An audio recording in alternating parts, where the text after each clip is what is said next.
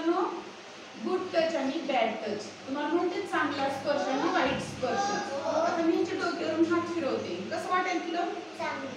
मी ह्याच्या गालाला असं लाड करते, कसं वाटायलंय? छान. तिनं छान लिहून आणलं, अभ्यास केला म्हणून मी तिला शाबासकी दिली, कसं वाटलं?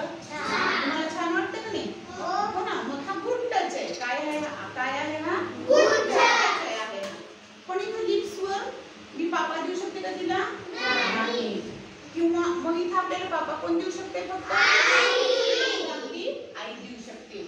बाबा सुद्धा देऊ शकत नाही तिथे आपल्याला ना. बाबा इथं पापा देऊ शकतात, इथं कपाळावर देऊ शकतात, है ना, हात फिरवू शकतात, पण इथं पापा देऊ शकत नाही. कोणी सुद्धा इतर व्यक्ती आपल्याला इथं टच करू शकत नाही. तो काय असतो? बॅड टच असतो. काय असतो तो?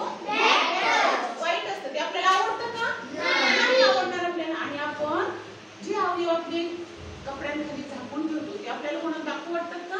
नाही.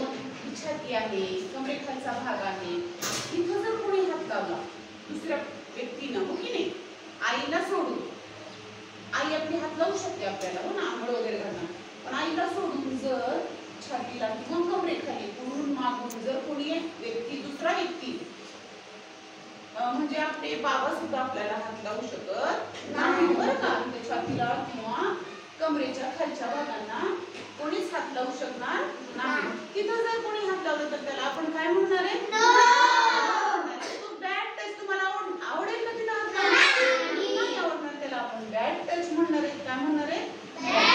तिथं जर कोणी हात लावत असेल, तिथं जर कोणी दाबत असेल तर काय करणार आपण? पळून जाण्याचा प्रयत्न करणार, त्याला चावणार, ओरडणार, है ना, चावा घेणार किंवा त्याला म्हणणार, है ना, आणि सांगणार. समजा असं काही घडलं तर काय करणार? आपल्या आईला किंवा शिक्षकांना सांगणार हकीकत, हो की नाही, काय झालं काय नाही. घाबरून जायचं नाही. आलं लक्षात? आणि जर तिथं पण सांगू वाटलं नाही तर एखाद्या छोट्या चिठ्ठीवर लिहून आपल्या शाळेमध्ये तक्रार पेटी आहे, त्याच्यामध्ये सुद्धा आपण टाकू शकतो. पण तेवढं करण्यापेक्षा आधी झाल्या आईला किंवा शिक्षकांना सांगायचं. हे सगळ्यात उत्तम पर्याय आहे, हो की नाही, म्हणजे त्या व्यक्तीला शिक्षा देता येईल. बरोबर आहे?